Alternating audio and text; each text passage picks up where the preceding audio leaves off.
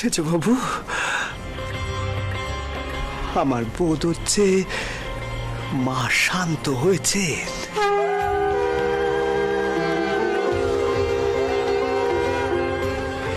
এবারে নির্বিঘ্নে মায়ের পুজো সম্পন্ন হবে। পুজো যে নির্বিঘ্নে হবে তাতে তো কোনো সন্দেহ নেই, কারণ তুমি পুজো করছো।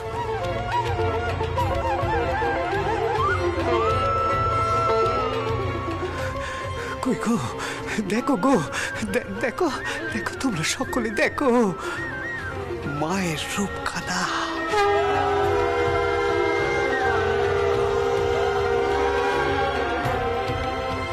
চতুর্দিকে যেন আলো হয়ে ছড়িয়ে পড়ছে।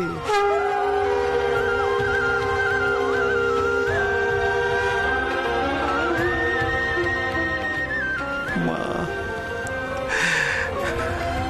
মা,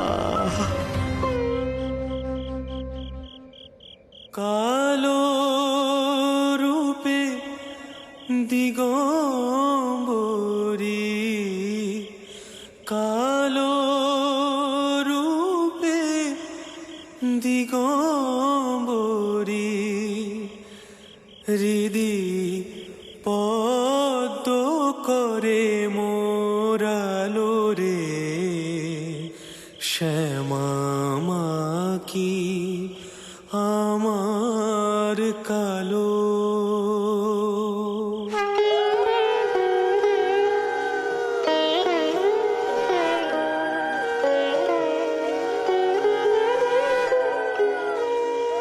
শ্যামা মা কি আমার কালো রে, শ্যামা মা কি আমার কালো।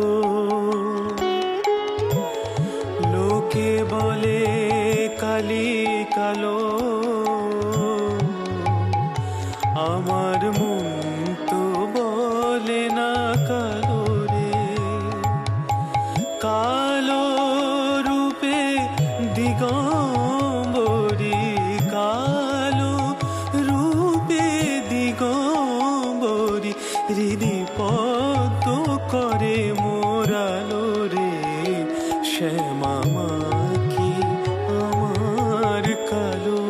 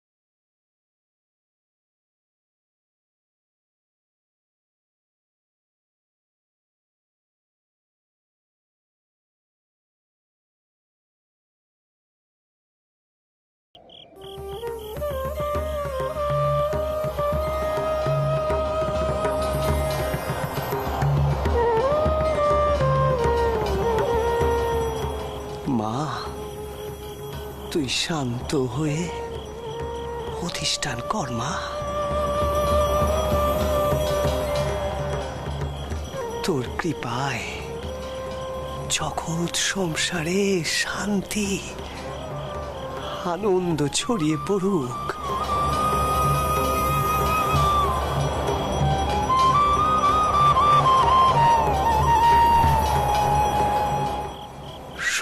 সকলে সুবিচার পাক মা, সুবিচার পাক।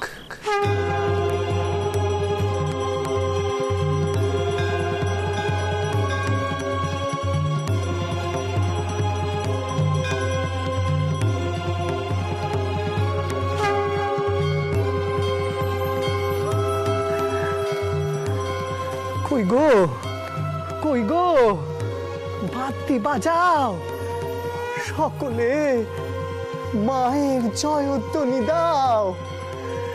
জয় মা, জয় মা, জয় মা।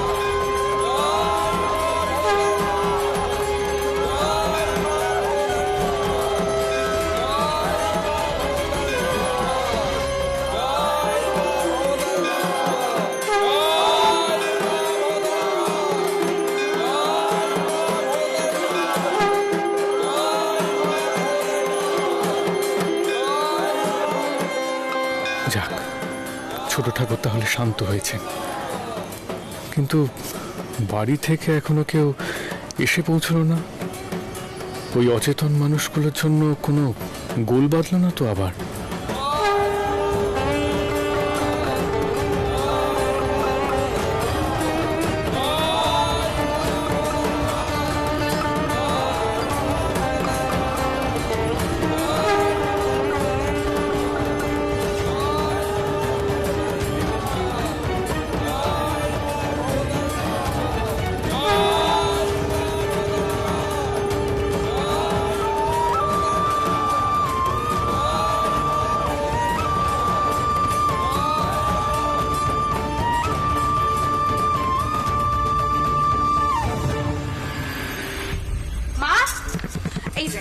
মা, তুমি কি কয়ে পাঠিয়েছো?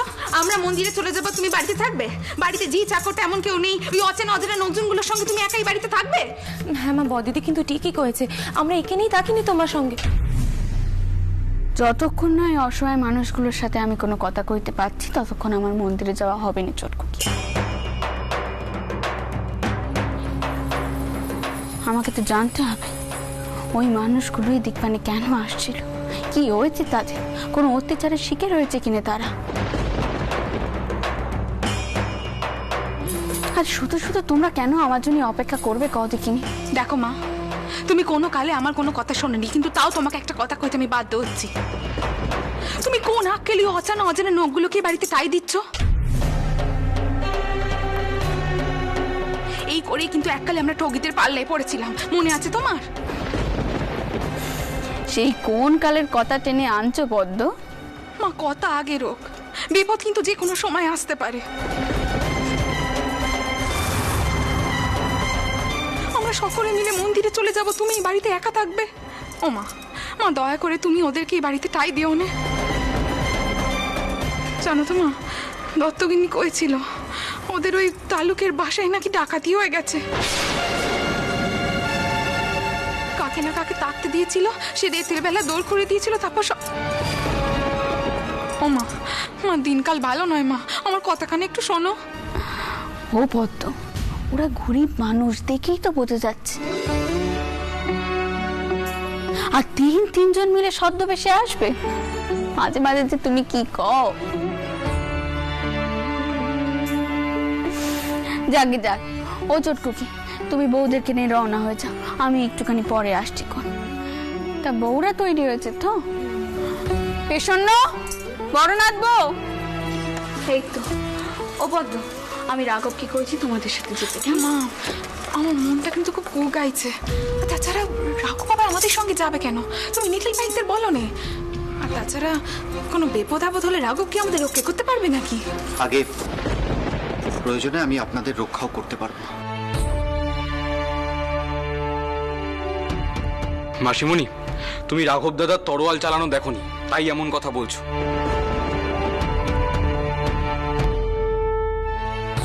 গোরা সৈন্যদের বিরুদ্ধে লড়াই করে গোরাদের হারিয়ে দিয়েছিল রাঘব দাদা।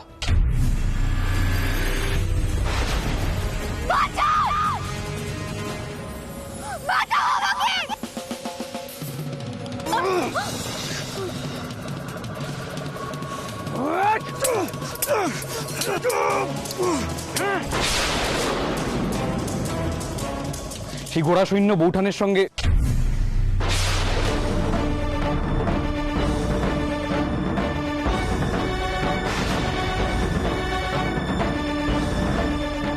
কাল পুকুরে যাওয়ার পথে এসব হয়েছিল নাকি?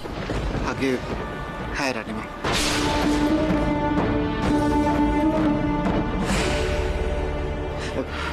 রানীমা বলছিলাম ওদের জ্ঞান ফিরে এসেছে।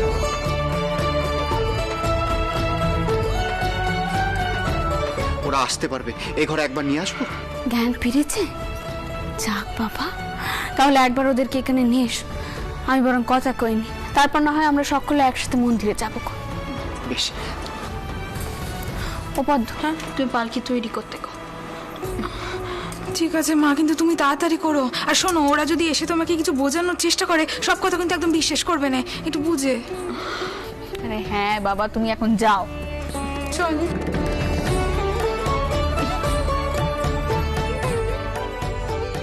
কি রে, তোরা দাঁড়িয়ে রইলি কেন? যা।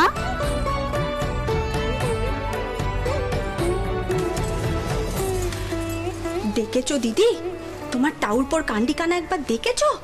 আর একটু হলে মাসিমণির সম্মুখে সব কথা কয়ে ফেলছিলে। তুমি যে একা একা একটু দূরে চলে গেছিলে, জামাই দাদা এসে কিরকম তোমাকে বাঁচিয়েছিল।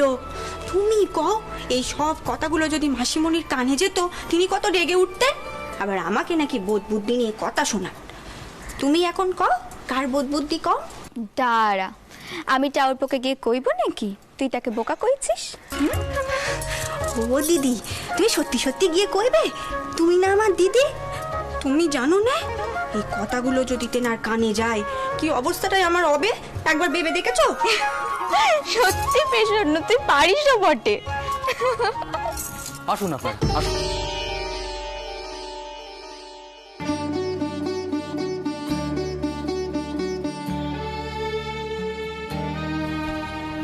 দিদমা, এসো তোমরা, এসো। কি করছো কি? থাক বাবা থাক, আর পেন নাম করতে হবে না। ওটো দেখি, ওটো। কি অসহায় নাক যে না এনাদের। দিদি, মানুষজনের এত কষ্ট। তা বাচ্চারা, কারা তোমরা? কোত্থেকে এসছো? একে রানীমা, আমরা ওই মকিমপুরের বাসিন্দে। একে সেখানকার ওই শিবপুকুর গ্রাম। মকিমপুরের বাসিন্দে? মকিমপুর তো আমার সৌর ঠাউরের তালুক। তোমার সেখান থেকে এখানে এলে কি করে? এ তো কলকাতা।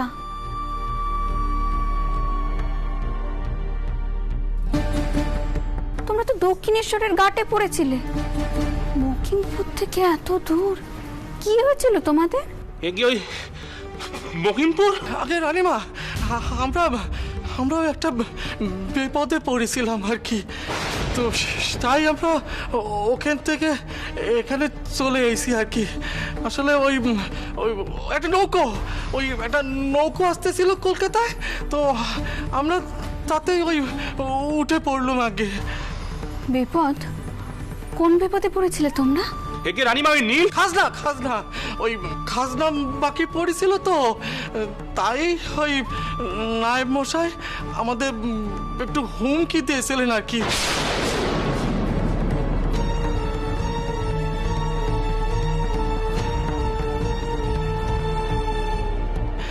আসলে টাকা জোগাড় হয়নি তো, তাই আর কি। তবে আমরা সব খাজনা শোধ করে দেবো রানীমা। সেখানকার নায়েব মানে রামদয়াল বাবু তোমাদেরকে হুমকি দিয়েছেন? না, ঠিক ওই হুমকি না, তবে ওই খাজনা দিতে না পারলে তো একটু বকাঝকা করবেনি।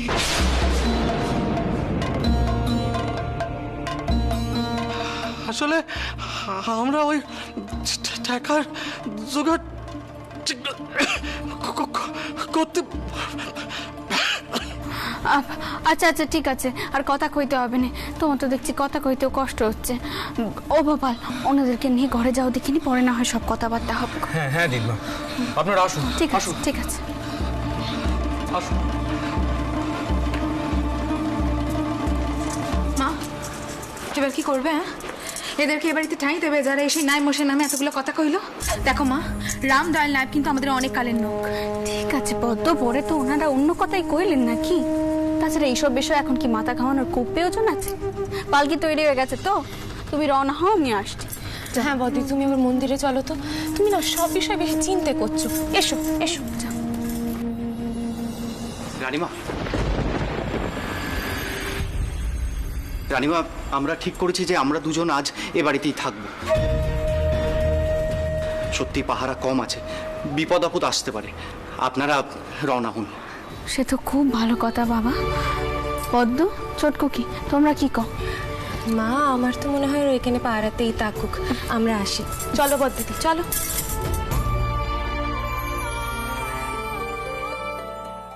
তোমরা তাকো, তবে আমি রওনা হই এবার। একটু শোনো, আরে শোনো নি, কইছিলুম দিদমাকে কওনি যে আমরাও বাড়িতে থাকি। তুমি তোমার টাউলপোকে ডেকে পাঠাও, আমি কয়ে দিচ্ছি।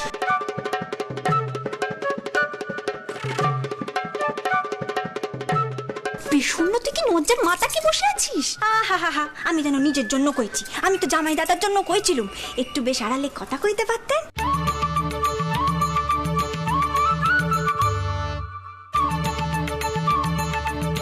কথা কইতে পারতেন না? বড্ড পার হয়েছে তোমার। চুপ কর, দিদমা পাশের ঘরে আছে, সব শুনতে পাবে। পেশন্ন, কমলা, কোথায় তোরা? দেখ, এই তো। তা বলি, তোদের তো মন্দিরে গিয়ে এখন কোনো কাজ নেই, তোরা বরং বাড়িতেই থাক। বাড়িতে এখন কত কাজ, ধুনো দিতে হবে, বাতি দিতে হবে, তোরা বরং সেসবই কর। আমি না হয় সকলকে কয়ে দেবো কোন, কেউ যেন বেশি চিন্তে না করে তোদের নিয়ে। আমি এলুম, কেমন?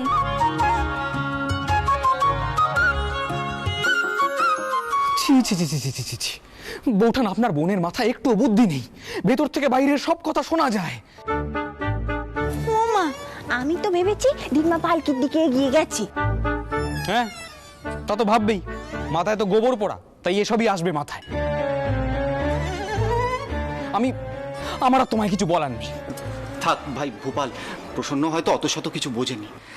আমরা বরং রানীমার নির্দেশ পালন করি, সারা বাড়িতে প্রদীপ দিয়ে সাজাই। চলো, এখানে দাঁড়িয়ে থেকে কি করবে? চলো। ভালো না গেনে বাপু, আমি যখনই ভালো কিছু একখানা করতে যাব, ঠিক তখনই একখানা গোল বেঁধে যাবে।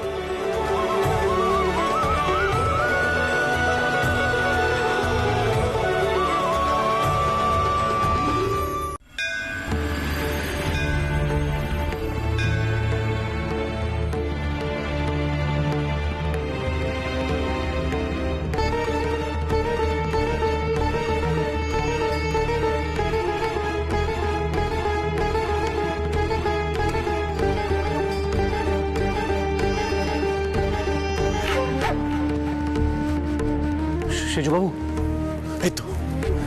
এই তো মল্লিক মশাই। কোথায় গোবিন্দ অধিকারী দল? কোথায় তারা? এখন এসে পৌঁছয়নি? তাদের নৌকা কি একেবারে নিখোঁজ হয়ে গেল নাকি? বাবা মশাই, মাঝি মল্লারা বরং চারিপাশটা একটু খবর নেই।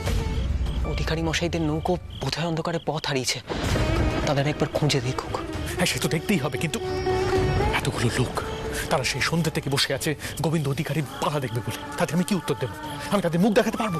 আরে সেজবাবু, আমি বলি কি, আমরা বরং আরেকবার ঘাটে যাচ্ছি, গিয়ে বরং কিছুক্ষণ অপেক্ষা করি, যদি ওনারা এসে পড়েন। হ্যাঁ হ্যাঁ, ঠিক কথা। মল্লিক মশাই, চলুন, আমি আপনার সঙ্গে যাই।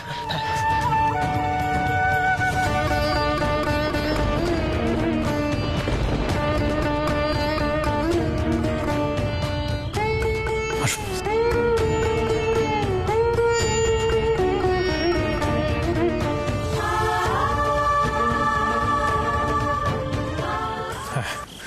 সকলে গিয়ে গঙ্গার ধারে গিয়ে দাঁড়িয়ে থাকো, অপেক্ষা করো, আর আমি এখানে লোকজন সামাল দিই। কি করবো আমি বুঝতে পারছি না। শুনছেন, আপনার আবার কি হলো? এখানে দাঁড়িয়ে দাঁড়িয়ে একা একা কথা কইছেন কেন? মাথা কানা একেবারে গেল নাকি আপনার?